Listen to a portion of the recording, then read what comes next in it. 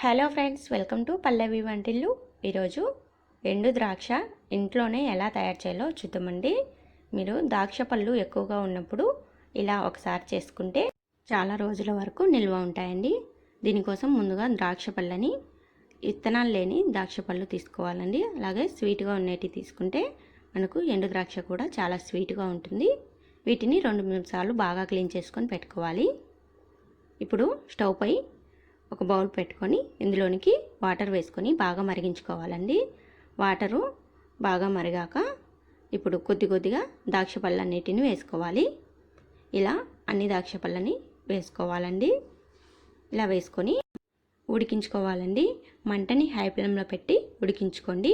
ఇవి కొద్దిగా ఉడికాక కలర్ మారుతాయి. అలా కలర్ మారాక ఈ ద్రాక్ష పళ్ళు పైకి తేలుతూ వస్తాయండి వాటర్లో నుంచి. ఇలా పైకి తేలుతున్న ద్రాక్ష పళ్ళని తీసి ఒక బౌల్లో వేసుకోవాలి. ఇలానే మనం దగ్గరుండి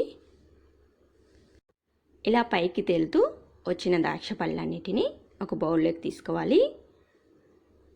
మొత్తం కదపకుండా ఎక్కువగా ఉడికించుకోకండి, ద్రాక్ష పళ్ళు పగిలిపోతాయి. ఇలా కొద్దిగా ఉడికాక పైకి తేలినటివి తేలినట్టుగా ఇలా తీసేసుకోవాలండి.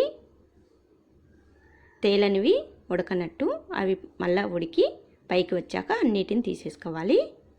ఇలా అన్నిటిని తీసేసుకొని ఒక బొక్కల గోళంలో వేసుకోవాలండి. ఇలా వేసుకొని ఈ ద్రాక్ష పళ్ళని ఎండలో ఎండపెట్టుకోవాలి. కాటన్ది పొడి క్లాత్ తీసుకొని దానిపై ఈ ద్రాక్ష పళ్ళని వేసుకొని ఒక్కొక్కటిగా ఒకదానికి ఒకటి అంటుకోకుండా వేసుకుంటే త్వరగా ఎండిపోతాయండి. ఇలా ఎండపెట్టుకున్న తర్వాత ఒక రోజుకి ఇలా ఎండాయండి. వీటిని మళ్ళీ రెండో రోజు మళ్ళీ ఎండలో పెట్టుకొని ఎండపెట్టుకోవాలి. ఇలా రెండో రోజు ఇలా ఎండిపోయాయి. 3 రోజులకి పూర్తిగా ఎండిపోయాయండి. ఇలా ఎండిన ద్రాక్ష పళ్ళల్లో ఏవైనా ఎండని ఉంటే పక్కకు తీసి ఎండపెట్టుకోండి. ఇలా ఎండిన వాటిని ఒక డబ్బాలో స్టోర్ చేసి పెట్టుకుంటే చాలా రోజుల వరకు నిల్వ ఉంటాయి. చాలా టేస్టీగా ఈజీగా ఇంట్లోనే ఇలా ఎండు ద్రాక్షను ప్రిపేర్ చేసుకొని మీరు కూడా ఎంజాయ్ చేయండి. ఈ వీడియో మీకు నచ్చితే లైక్ చేయండి, షేర్ చేయండి. పల్లవి వంటిల్లు ఛానల్ని సబ్స్క్రైబ్ చేసుకోండి. Thank you for watching friends.